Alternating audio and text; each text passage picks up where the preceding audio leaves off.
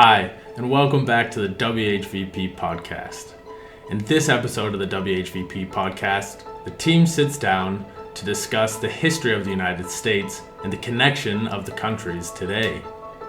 Before we jump into that, we're going to talk about how the Swiss government handled the economy through the coronavirus pandemic. Now, let's get into it.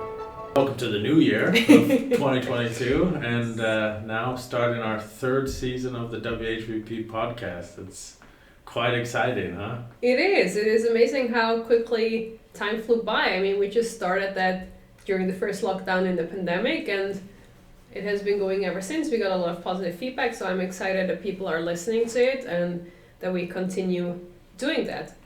I think what's important to note for our listeners is that in this season we will do a mix of what we did in season 1 and 2. So in season 1, that was before Jess joined, we did mostly interviews, right, with experts that are in like similar fields but not doing exactly the same as us, to just get like their viewpoint on like what's happening and what people need to know about what it is they're doing.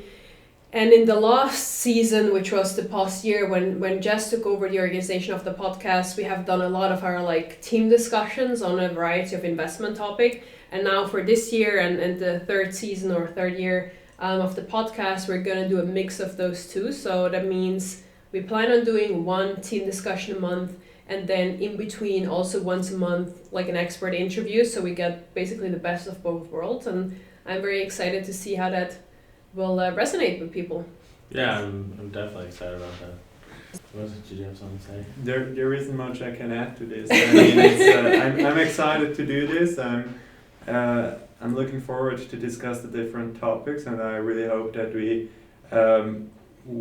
can entertain and our listeners and can give them valuable information. So let's go for it. Yeah, I'm excited about that in general. Looking forward for the 2022 year. I'm excited to see what kind of inputs we can give our listeners and those tuning in. Also, if you guys have ideas or thoughts about stuff you want to hear, we love feedback here on the podcast. So yeah. So make sure to send us an email or get in contact with us. We appreciate it deeply.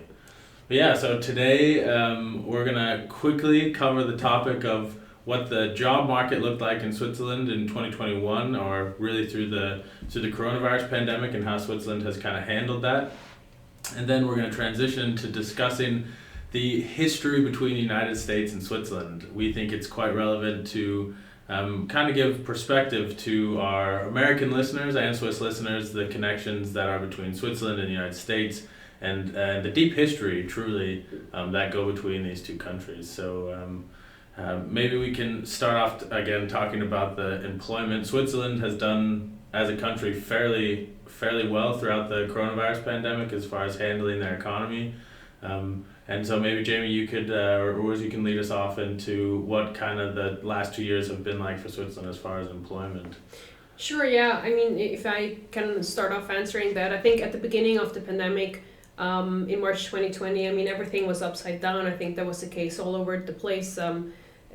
In every country, like, people first had to figure out what's going on, and I think there we saw a lot of uncertainty, a lot of lockdowns, especially in Switzerland. We had a first lockdown back then, but what's quite noticeable is that the government, in my opinion, did quite a good job in like stabilizing the job market, because they extended unemployment insurance, and they have not introduced the concept has been around before, but they popularized the concept of like shortened working hours, where they offered employers to like keep their employees and just have them work less, and the government would pick up like the difference between what they were owed in salaries and what they paid. So a lot of people might have only worked 2 or 3 days, especially one of our colleagues, her spouse worked at the airport, and he was quite significantly impacted by that, but he was never let go, even though he had very little work at like the mid-2020s.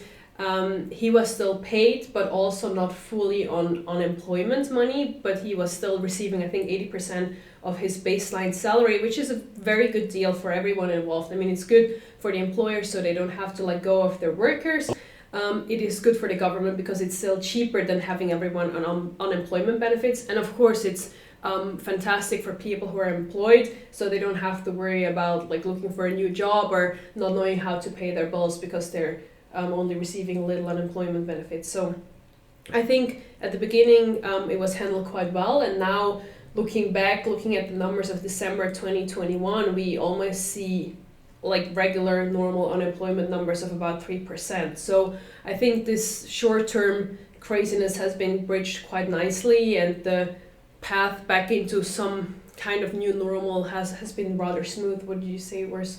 Yes, I totally agree. I mean, it's a very smart concept. It gives quite some wiggle room to the employers, to the company, because you have more security when planning. So, as Jamie mentioned, this concept is in existence for quite some time already and was used in different other scenarios. So, if a company is in need to adjust to a new environment, the government has the power to subsidize this situation for a current time, and this will take away quite some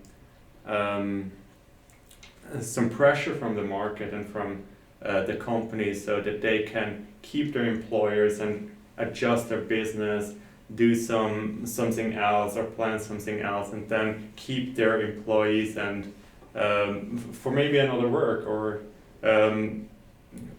eventually even let them go, but give also them enough time to look out for themselves and see how they can proceed on this.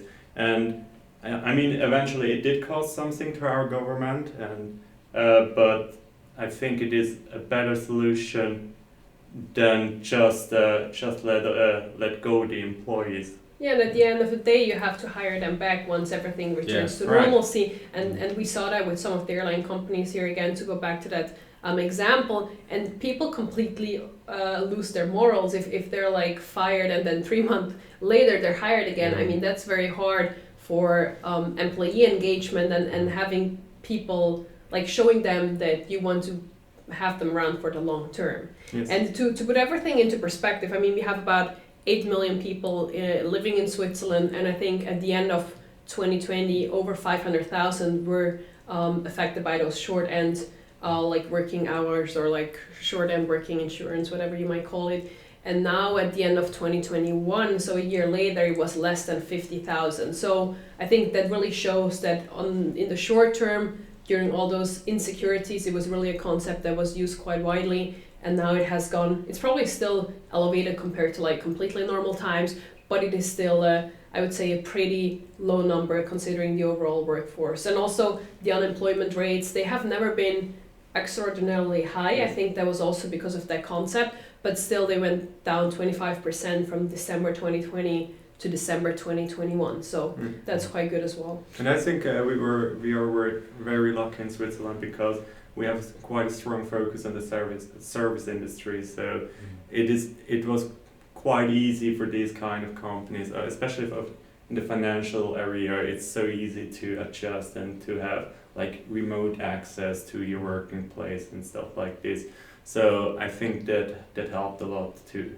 Yeah, definitely. And I think too the story to go further with it and why it was so sustainable was that Switzerland has for many years been able to control their national finances so well, and as a country repetitively make money each year instead of having a deficit at the end of the year. They've had a surplus, and they had been criticized over the years for keeping that money as reserve. However, when this hit, they were able to cover that cost without raising their GDP debt level significantly. I think it rose over the 2 years by 3 or 4%. Which is still very low for Switzerland, having less than 50% debt to GDP. So you see a long track record of incredibly well-managed finances by the Swiss government and the Swiss National Bank, and I think it allows their system, or our system in Switzerland, to cover that shorten working hours and keep those employees, which was fantastic to see. Yes. Yeah, cool. So going along that line, let's transition into the history behind Switzerland and the United States. Maybe Jamie, you could kick us off with that topic. Do you know when the first relations started happening between Switzerland and the United States? Yeah, I mean, I've read into the topic a little bit over the past couple of years after we have decided to speak about that in our podcast, and I was really intrigued. I'm not usually very much of a history buff, but it is so interesting how similar the countries are and how far back our relations go. Especially considering, like, if you see Switzerland being so tiny in the middle of Europe, and then US, this huge place, like on the first time you look at it, it doesn't seem too similar, but the more you go into it, the more you see how similar they actually are. And when you look at diplomats and politics talking about the relationship, one phrase that comes up quite regularly is sister republics, and I think that's a really interesting concept to be thinking about. And one person even wrote in one of their speeches that Switzerland and the US are like twins that were separated at birth and then grew up in different families but stayed in regular contact, which is quite a specific image to have, but I kind of like it. So yeah, when I looked into it, I saw that the first like official diplomatic exchange was by the president of Switzerland, I think in 83, I believe. 1883 of the 1800s. Yeah. I thought it was even earlier. I thought it was 1853. I thought so too. Yeah. Oh, really? I heard Okay. it was 1853. Okay, maybe it was 1853, but they have sent a letter to like one of the diplomats in the US where they have already talked about like the relations and how we can build that up. And also back then we saw a lot of Swiss people actually moving to the US, especially in the Midwest. We saw quite a high number of Swiss immigrants, and that's also quite interesting because we visited a client last year in November, and he's from Illinois, and he told us about this tiny town called New Glarus. And so we looked that up, and it's quite fascinating. They have like a yearly Swiss festival where they have like their Swiss specialties and having the Swiss music and all of that. So it's quite interesting to see that several hundred years ago we already saw quite a lot of people moving from Switzerland to the US. Also, yeah, one other thing that I read that I found quite interesting is that the first US ambassador in Switzerland was a woman, and that was, I believe, in the 1950s, correct me if I'm wrong again. But that was like several decades before women were even allowed to vote in Switzerland. We had like a female ambassador from the US over here, which is quite fascinating, I believe, as well. So those are like some of the very early bullet points that I picked up from my research that I found insightful. I'm not sure what you have read or heard about the history going back between the Switzerland and the US. Yeah, obviously I read the same stuff like you did, but I think there are a lot of similarities that also goes into the structure of the country itself, with the cantons and the government and the states and the government in the US, and that is something I already found interesting when I studied law in St. Gallen, because that was a topic that came up all the time, and it's interesting to see how this developed, since there was such a long relationship between Switzerland and the US, and there was a lot of communication going back and forth, and also the American Constitution founders, they were inspired by a movement that was going on in Europe, and in particular in Geneva, which was back then already part of Switzerland, of the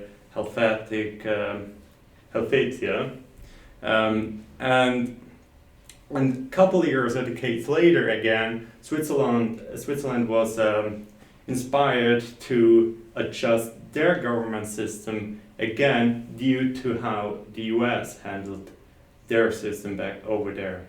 Yeah, I think that's one of the most fascinating points for me to see in reading some of the similar articles that Jamie and Urs read, as you guys both read, was looking at the diplomatic relations from 1853, when I think it was Mr. Fay, Theodore Fay, I think is his name, who was this the representative of the United States who was in contact with Switzerland, or the resident minister, as what he was called, and they had the United States and Switzerland from that point on had constant communications back and forth for 100 years before the first female ambassador and first ambassador was placed in Switzerland, which I think is incredible. And something that's really interesting about her is she was the first career female politician of the United States that actually went into foreign affairs and made a career out of it. There were two other before her, but she was the one who really kind of developed this career, and it's just fascinating to see that was backed off of 100 years of communications, and she was able to then come to her sister republic and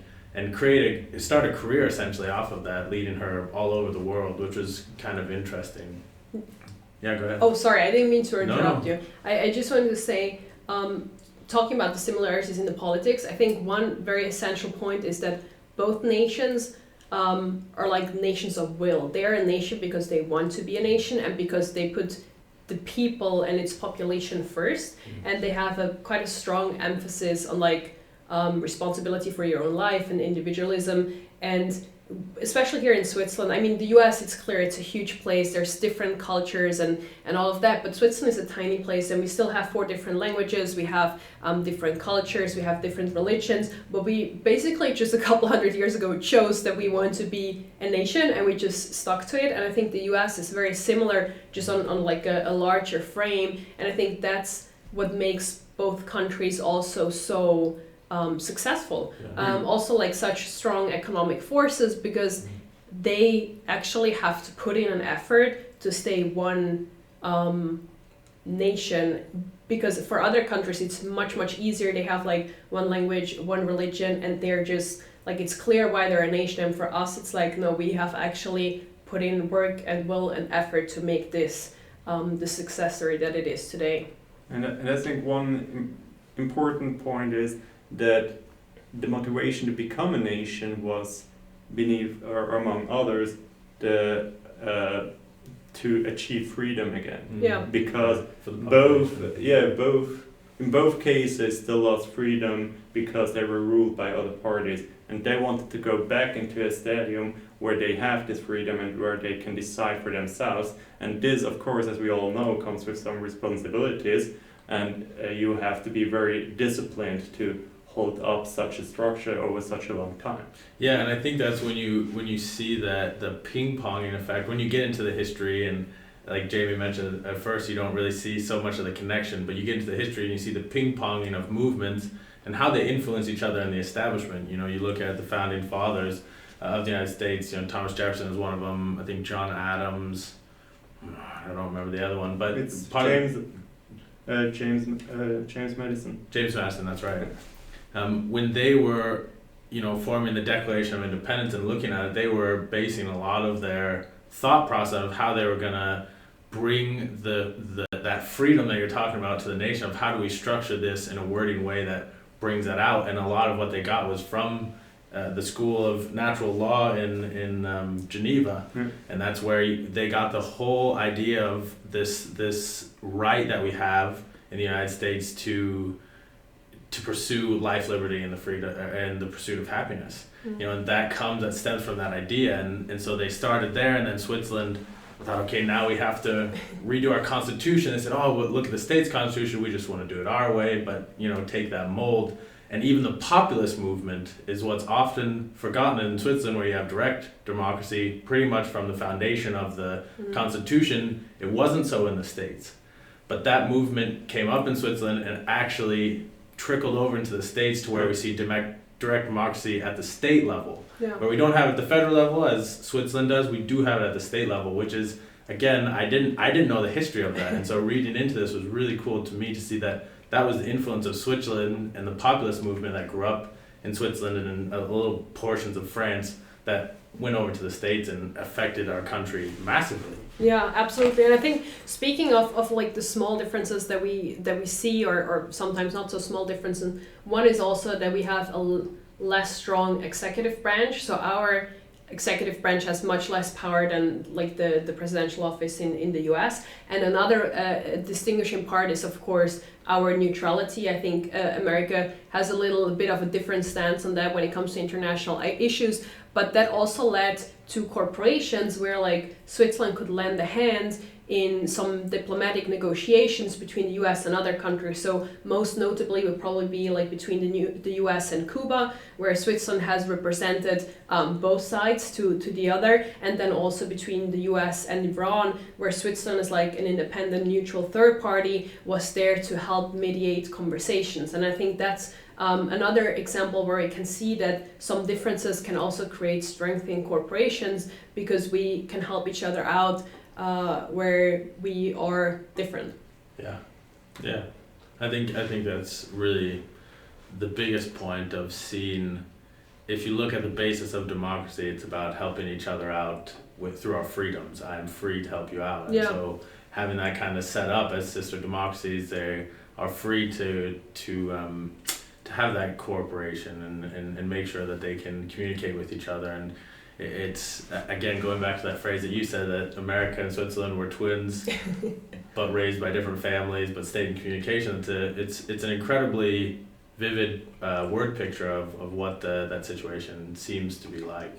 Yeah, and also now if you look in like the more recent times, there's still incredibly close contact between the two nations, be it like through trade, or also like having people from the US move here, or Swiss people move to the US. And also what I found interesting is, I think I read that nearly 300,000 jobs in the US are from like Swiss companies that either have branches there or set up their headquarters there, and about 100,000 jobs here in Switzerland are from US companies that have branches here. And I think are also quite significant numbers, again, considering the size of Switzerland.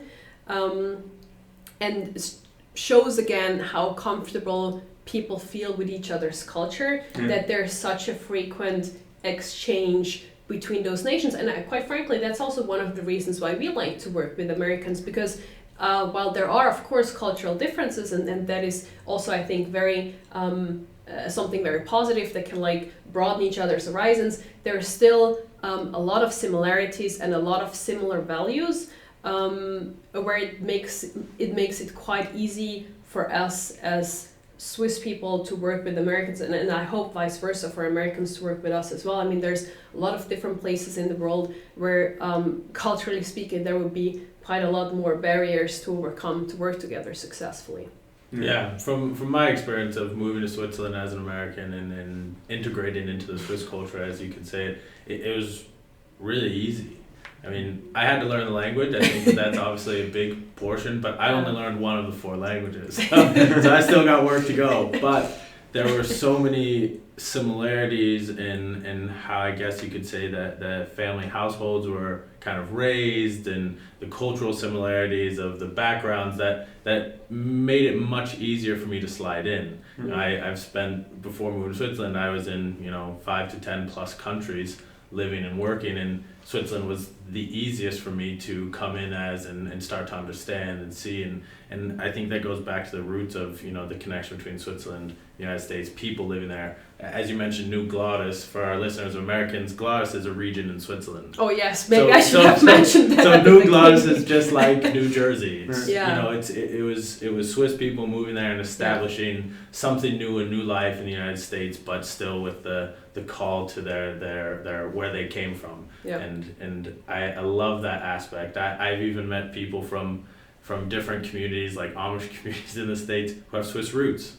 That just moved and they still there, and they speak this old German, and it's quite interesting to see that the cultural relevance is even still held in the United States from a foregone era, even in Switzerland. Thanks again for joining us today on the WHVP podcast. I hope you found it informative and entertaining.